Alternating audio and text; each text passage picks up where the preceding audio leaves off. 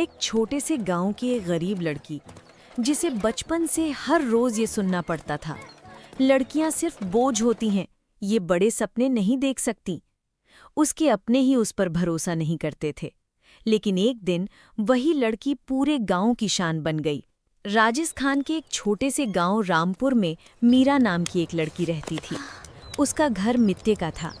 बारिश में छत टपकती थी और गर्मी में दीवारें तक जलने लगती थीं। उसके पिता रामलाल एक छोटे किसान थे। दिन रात मेहनत करते, फिर भी घर का खर्चा मुश्किल से चलता। मीरा की माँ सावित्री दूसरों के घर काम करती थी। मीरा के दो बड़े भाई थे, अर्जुन और दीपक। दोनों भाई स्कूल जाते, उनके लिए नए कपड़े आते, लेकिन मीरा के हिस्से में अक्सर पुराने कपड़े ही आते। गांव वाले कहते, लड़की को ज्यादा पढ़ाकर क्या फायदा, आखिर में तो चूल्हा ही संभालना है। ये बातें मीरा बचपन से सुनती आ रही थी। लेकिन मीरा अलग थी। उसकी आंखों में बड़े सपने थे। वो पढ़ना चाहती थी, कुछ बड़ा बनना चाहती थी। एक दिन स्कूल के मास्टर जी घर आए। उन्होंने रामलाल से कहा, रामलाल जी, आपकी बेटी बहुत तेज है। अगर इसे मौका मिले तो ये बहुत आगे जा सकती है। रामलाल उदास होकर बोले, मास्टर जी, गरीब आदमी हूँ, दो बेटों की पढ़ाई मुश्किल से चल रही है। ये बात मीरा चुपचाप सुन रही थी। उसकी आंखों में आंसू आ गए। उस रात उसने माँ से पूछा, माँ, क्या लड़की होना गलत होता है? सावित्री ने उसे गले लगाया, नहीं बेटी, गलत लोगों की सोच होती है। उस दिन के बाद मीरा ने फैसला कर लिया, वो पढ़ाई भी करेगी और घर का बोझ भी कम करेगी। अगले दिन से वो सुबह 4 बजे उठने लगी। सबसे पहले गांव में दूध बांटने जाती, फिर पानी भरती, घर का काम करती और उसके बाद स्कूल जाती। स्कूल से लौटकर वो सिलाई करती। कई बार वो इतनी थक जाती कि किताब पकड़े पकड़े ही सो जाती, लेकिन उसने हार नहीं मानी। गांव वाले उसका मजाक उड़ाते, क्या कलेक्टर बनेगी, लड़कियां सपने देखती अच्छी नहीं लगती। लेकिन मीरा चुप रहती, क्योंकि उसने सीख लिया था, जवाब शब्दों से नहीं, मेहनत से दिया जाता है। वक्त गुजरता गया। अर्जुन और दीपक बड़े हो गए। दोनों शहर नौकरी करने चले गए। जाते वक्त उन्होंने वादा किया, पापा, अब आपको मेहनत नहीं करनी पड़ेगी। रामलाल बहुत खुश थे, लेकिन शहर जाते ही दोनों बदल गए। फोन करना कम कर दिया, घर पैसे भेजना बंद कर दिया। उधर गांव में सूखा पड़ गया, खेतों की फसल बर्बाद हो गई। रामलाल कर्ज में डूब गए। एक दिन बैंक वाले घर आए। अगर 1 महीने में पैसे नहीं दिए तो घर और जमीन जब्त हो जाएगी। ये सुनकर सावित्री बेहोश हो गई। रामलाल की आंखों में आंसू आ गए। उस रात घर में चूल्हा तक नहीं जला।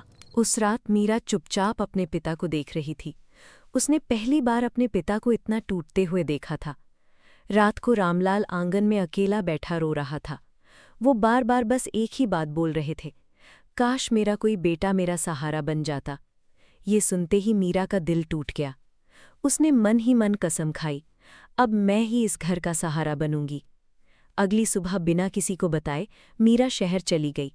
उसके पास सिर्फ 300 रुपए थे, ना रहने की जगह, ना कोई पहचान। कई दिन तक वो काम ढूंढती रही। लोग उसे देखकर मना कर देते, क्या काम करेगी ये पतली सी लड़की, तुमसे नहीं होगा। आखिर एक लाइब्रेरी वाले अंकल ने उसे पार्ट टाइम काम दे दिया। दिन भर वो बुक्स अरेंज करती और रात को वहीं बैठकर पढ़ाई करती। उसने गवर्नमेंट एग्जाम की तैयारी शुरू कर दी। दिन में काम, रात भर पढ़ाई। कई बार भूखी सोई, कई बार बस स्टैंड पर रात गुजारी।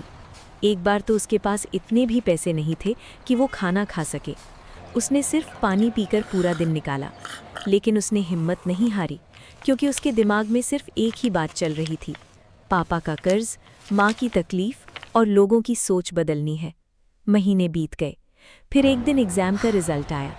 पूरे शहर में एक नाम गूंज उठा, मीरा रामलाल शर्मा, SIAS सिलेक्टेड। ये खबर टीवी पर आई। गांव में सब हैरान रह गए। जो लोग कभी कहते थे लड़कियां कुछ नहीं कर सकती, आज वही लोग तालियां बजा रहे थे। रामलाल टीवी के सामने खड़े रोते जा रहे थे। उन्हें यकीन ही नहीं हो रहा था कि उनकी बेटी इतनी बड़ी ऑफिसर बन गई। कुछ दिनों बाद मीरा गांव लौटी। पूरा गांव उसके स्वागत के लिए खड़ा था। जहां लोग कभी उसका मजाक उड़ाते थे, आज वही लोग उसके साथ फोटो खींच रहे थे। रामलाल धीरे धीरे उसके पास आए। उनकी आंखों में आंसू थे। वो बोले, बेटी, मुझे माफ कर दे, मैं तुझे समझ नहीं पाया। मीरा तुरंत उनके गले लग गई। पापा, बेटियां कभी माँ बाप से नाराज नहीं होती। दोनों जोर जोर से रोते रहे। तभी बैंक मैनेजर भी वहां आ गया। रामलाल घबरा गए, लेकिन मीरा मुस्कुराई। उसने पूरा कर्ज एक साथ चुका दिया। गांव वाले चुप थे। आज सबको समझ आ गया था, जिसे वो कमजोर समझते थे वही सबसे ज्यादा मजबूत निकली। कुछ महीनों बाद मीरा ने गांव में एक फ्री स्कूल खुलवाया, जहां गरीब बच्चियों को फ्री में पढ़ाया जाता था। ओपनिंग के दिन मीरा स्टेज पर खड़ी थी। उसने माइक पकड़ा और कहा, लड़कियां कमजोर नहीं होती, उन्हें बस एक मौका चाहिए होता है। पूरा हॉल तालियों से गूंज उठा। रामलाल की आंखों से आंसू रुक नहीं रहे थे। उस दिन के बाद रामपुर गांव बदल गया। अब वहां कोई बेटी को बोझ नहीं कहता था, और जब भी कोई किसी लड़की को कमजोर समझता तो लोग बस एक नाम याद करते, मीरा। एंडिंग मैसेज, बेटियां बोझ नहीं होती, वो घर की सब